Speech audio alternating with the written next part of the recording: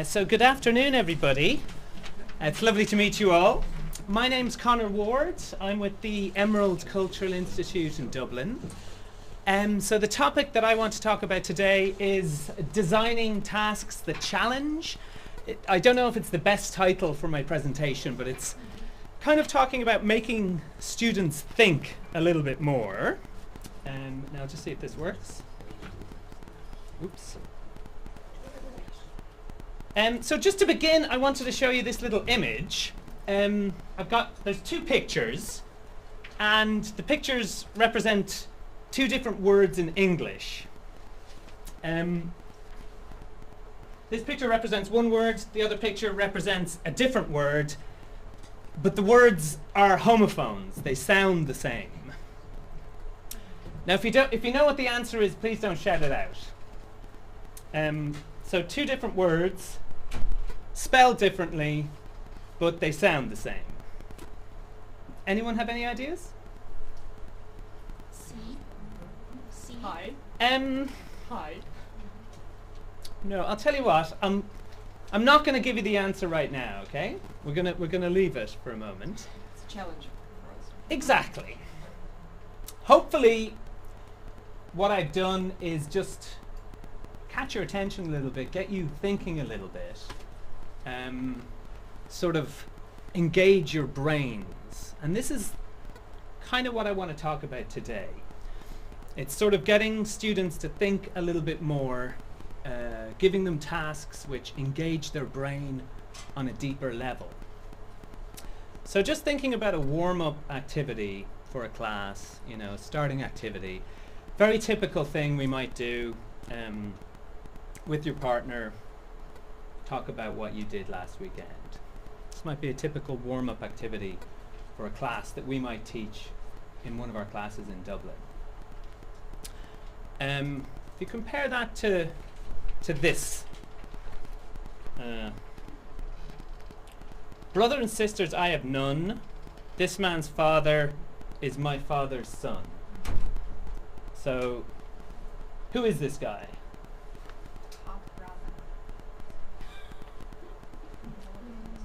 Half brother? Okay. Grandfather? Brother-in-law. Uncle? Brother-in-law. Why not? Brothers and sisters? No. Speaker. Nephew, no. It's me. Cousin? You? This guy? This man's father is my father's son. Yeah, it's me. Yeah, exactly. Yeah. Great, fantastic. Yeah. No, I would argue on this one. Yeah. Well, No. two different activities, right? They're two very basic conversational activities. I could get you in pairs to talk about these. One of them is probably a little bit easy, it's a little bit simple. The other one, it has more cognitive depth, and this is the subject that I want to talk to you about today. So adding levels of cognitive depth to your tasks that get students thinking a little bit deeper, or get them thinking about things from a kind of a different angle, engaging different parts of their brain. So this whole idea is kind of based on an idea called levels of processing effect that a couple of researchers in Britain did, Fergus Craik and Robert Lockhart. They did these studies where they examined the effects of depth of processing, so using different parts of your brain on memory. When you engage your brain at a deeper level, how does that affect your ability to remember things or to learn, in other words?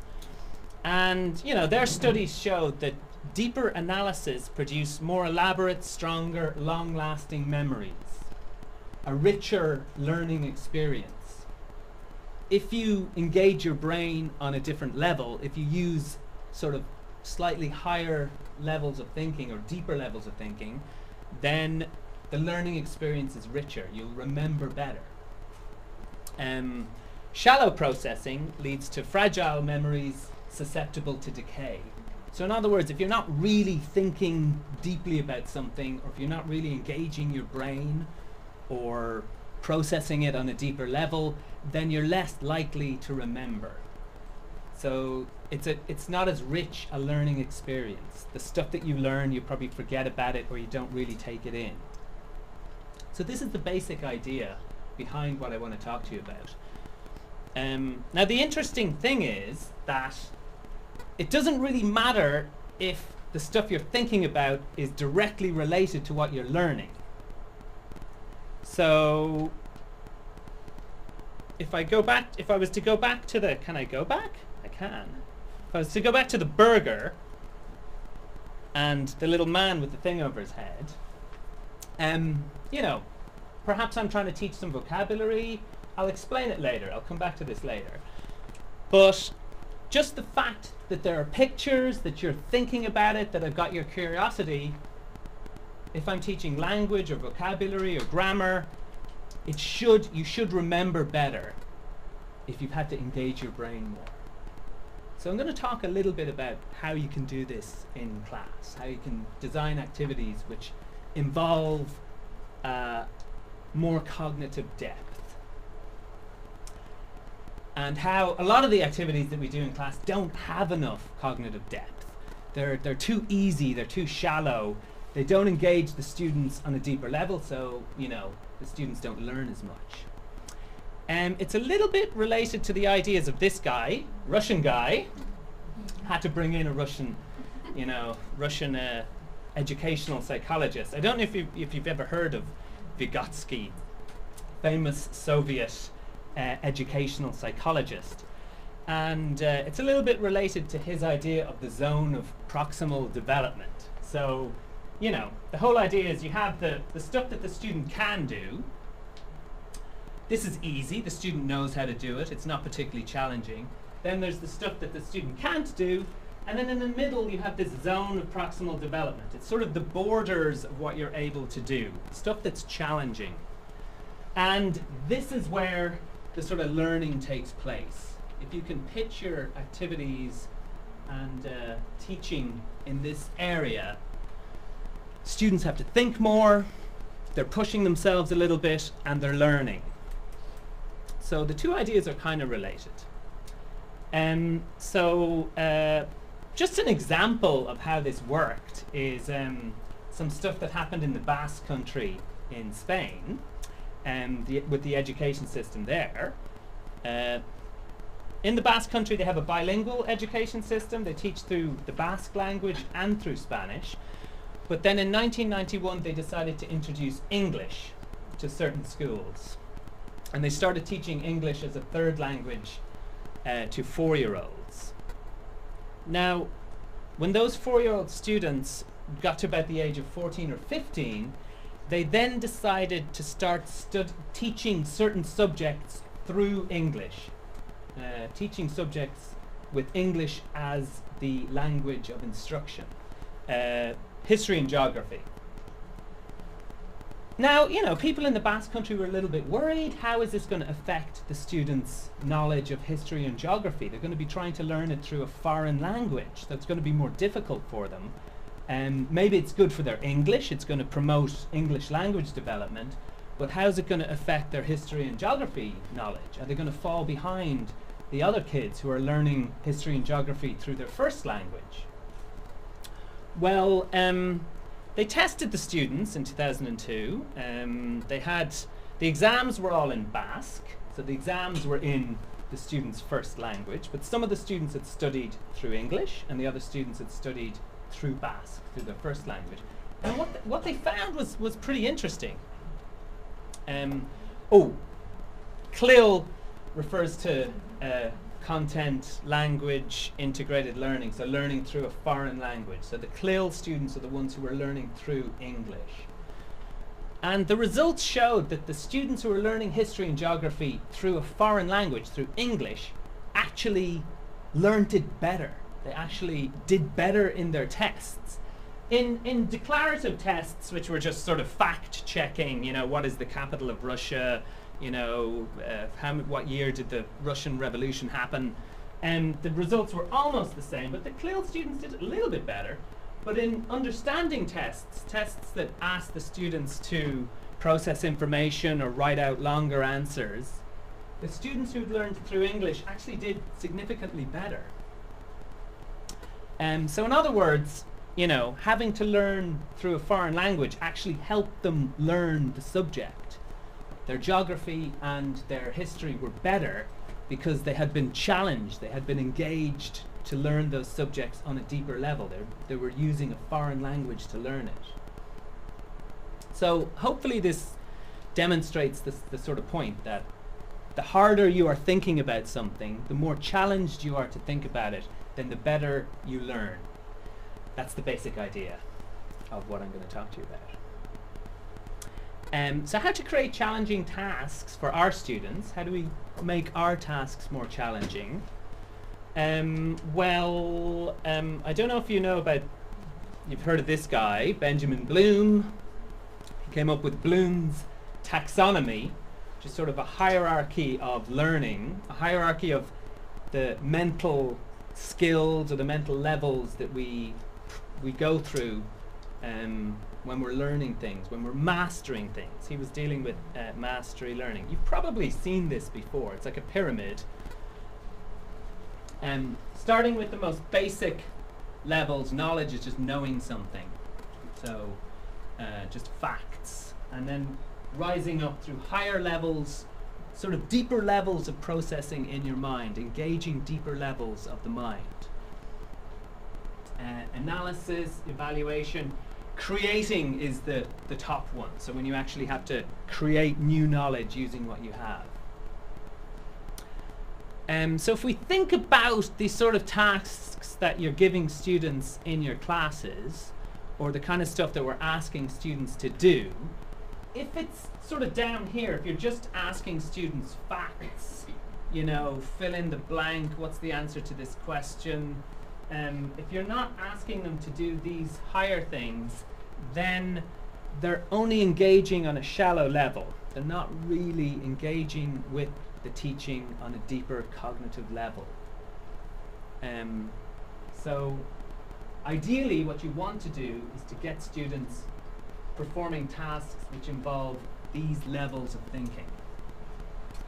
So just thinking about like sort of labeling tasks. So you know, on the basic, the lowest level knowledge, you know, you might be asking students to point, list, label, recognize.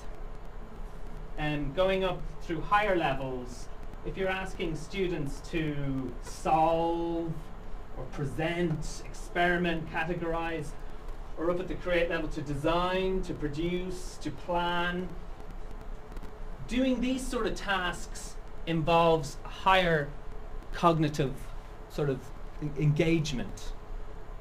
And it should lead to a richer learning experience. The sort of research says that if you're doing more of these things, you're going to remember more and you're going to learn more. If you look at the tasks that you're giving your students and they're all down kind of here, then the students aren't really being engaged on a deep enough cognitive level, and maybe they're not learning as much as they could be.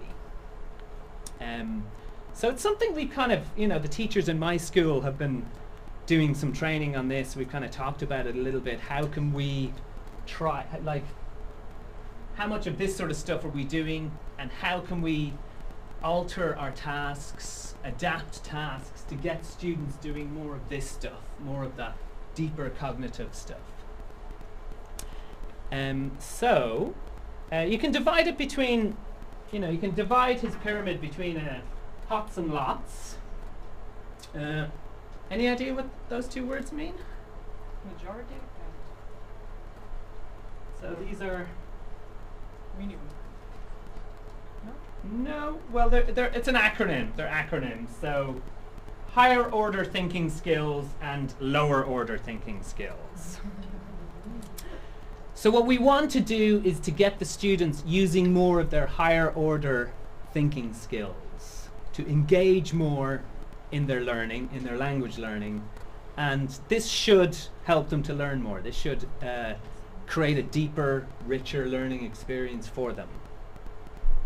So, you know, lower order thinking skills, giving definitions, closed practice where maybe it's a gap fill, there's only one answer possible, so you're just filling in a blank, there's no space for creative answering.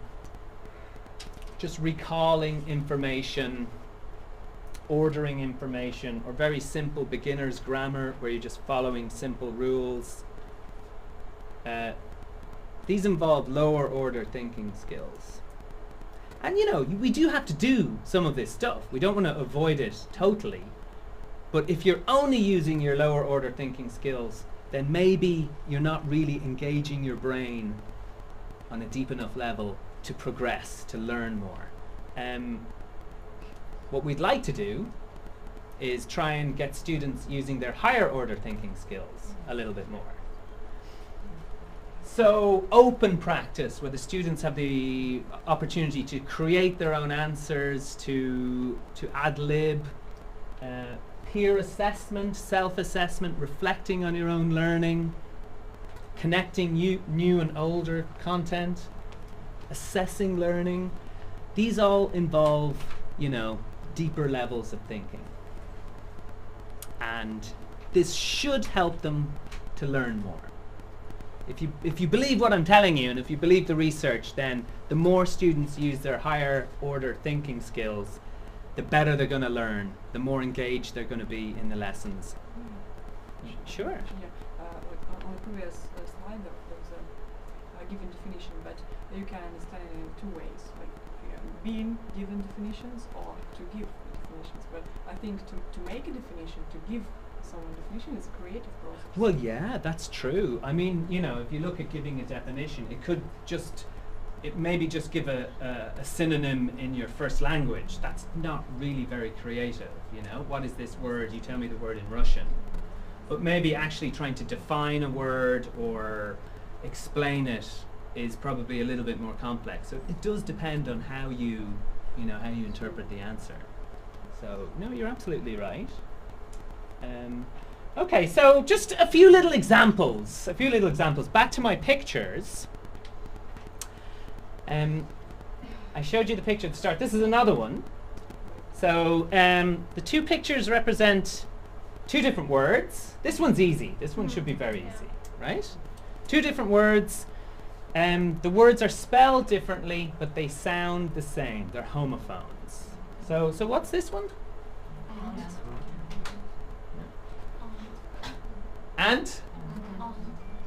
Well, you can say aunt or ant. It doesn't matter. Ant is probably a more common pronunciation, so it's ant and ant. Yeah. How about that one? That's easy. Leak. Did you get it? Leak and leak. Ooh, this one. Pause. Ah, calling out the answers. I do have a dog. Pause and pause. And I'll give you another one. I think there's one more. Spray.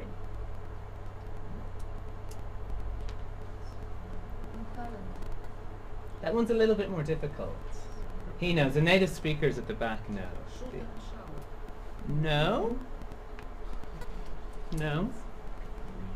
This one's tricky. It's kind of referring to this little creature here.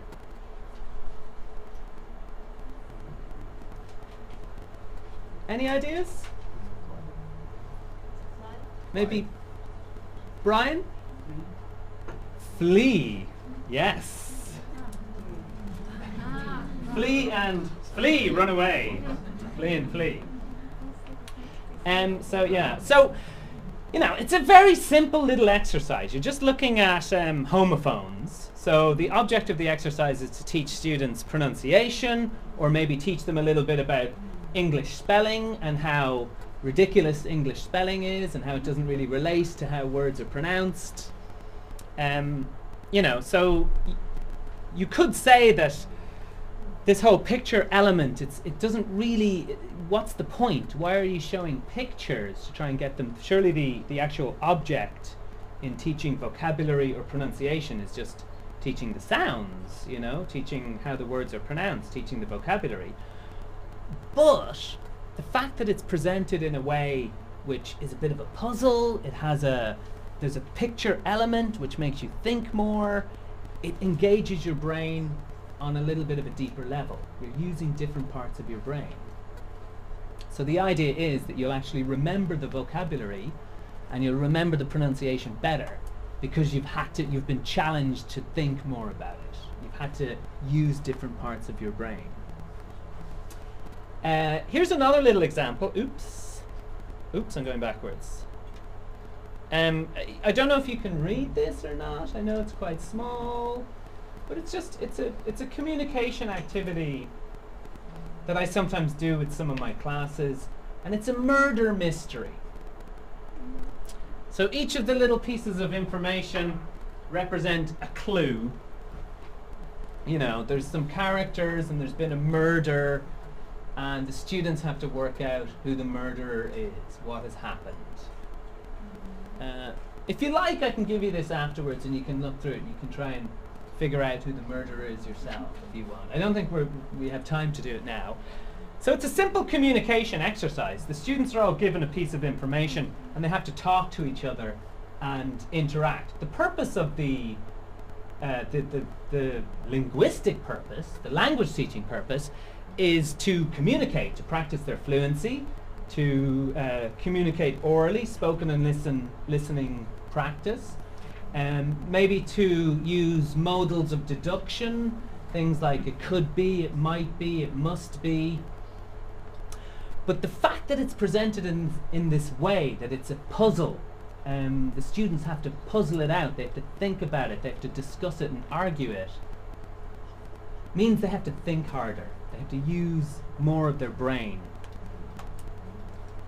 And if you believe what the research tells us, then that should mean that they're going to remember more of the grammar, more of the vocabulary that's used in this.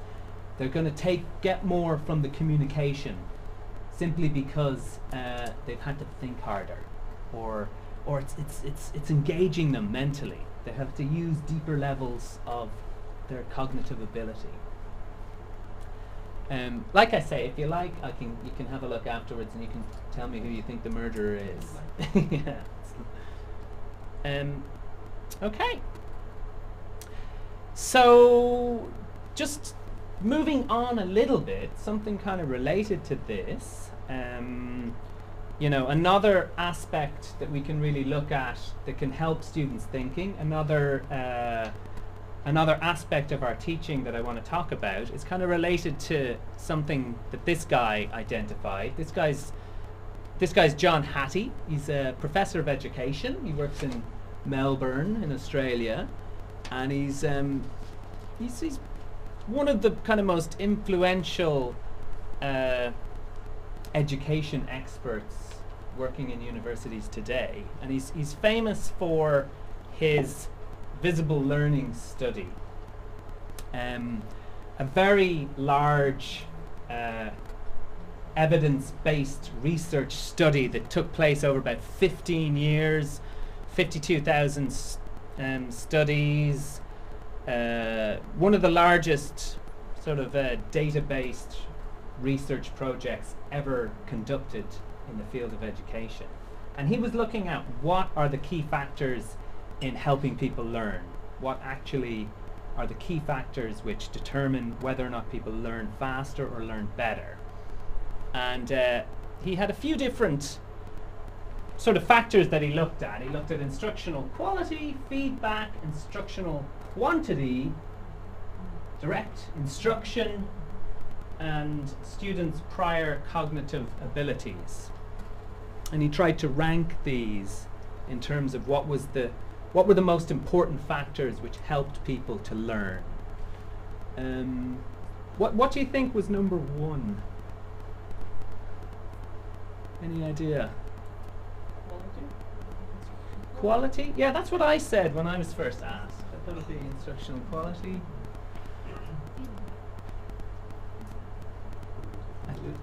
Yeah. Well, actually, the thing that he found in his study, you know, and this was hard science research, was that feedback was the number one, the most important factor which influences learning. So this is a little bit different to what I was talking about earlier, but the most powerful single moderator that enhances achievement is feedback. So the students, what the teacher, the feedback that the teacher gives the students after they've been doing tasks. This guy, Dylan William, is a professor in the University of London. He's also an education expert, and he deals specifically with feedback and assessment. He kind of works with teacher professional development, and his specialist area is feedback. So he divides feedback into two different types of feedback. Got ego feedback and task feedback.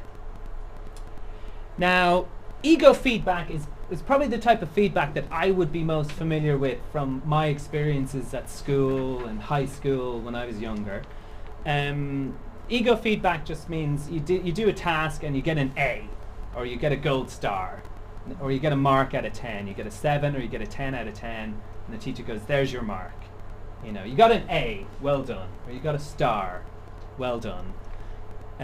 Grades, praise, position in class.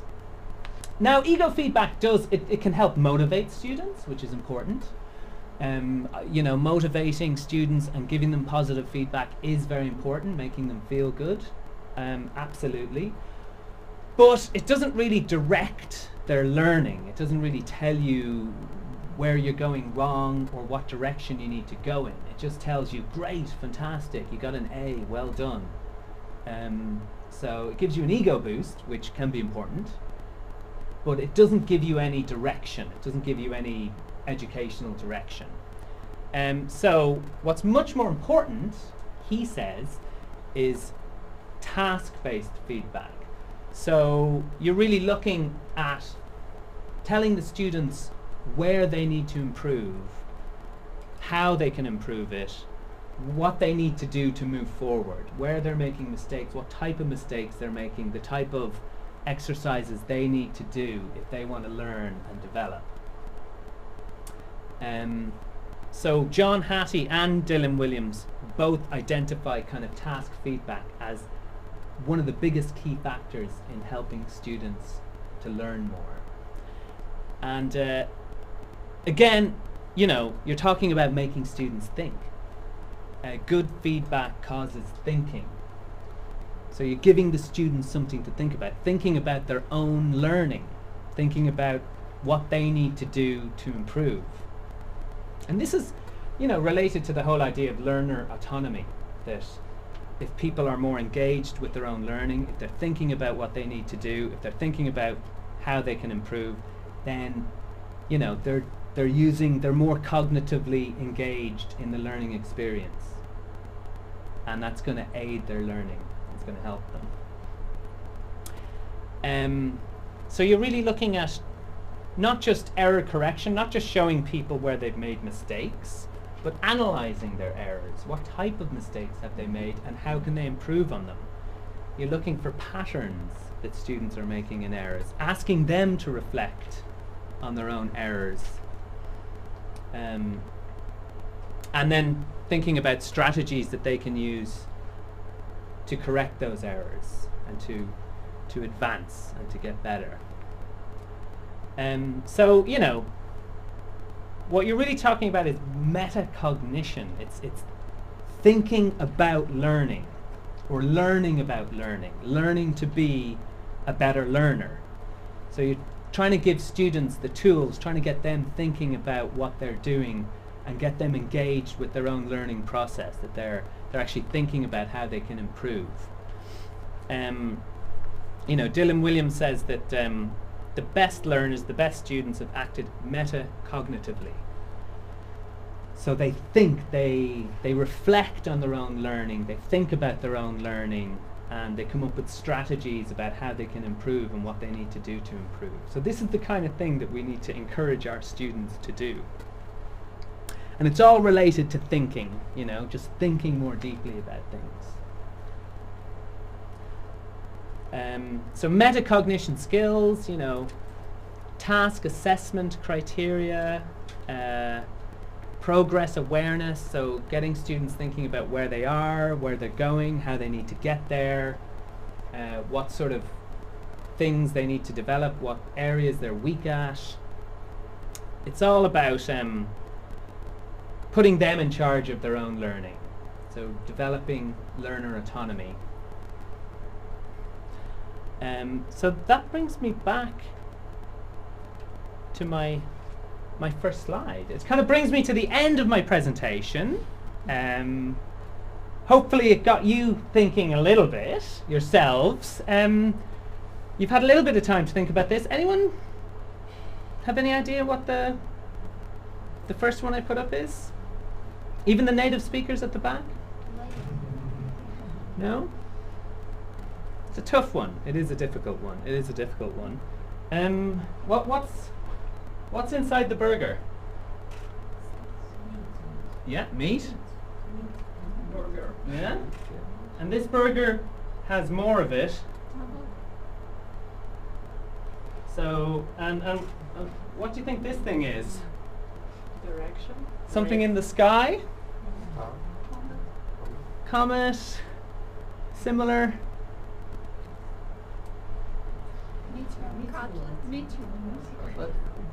Meteor!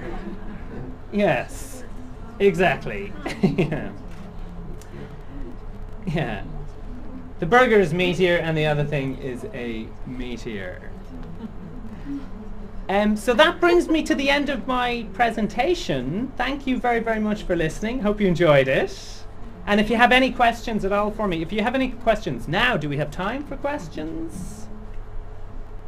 Or I'm not sure how we're doing for time, guys. Is there 7 minutes. Okay, so if there are any questions. No? Well, I'd be happy to talk to any of you later if you do have any questions. Thank you very much. Very nice talking to you.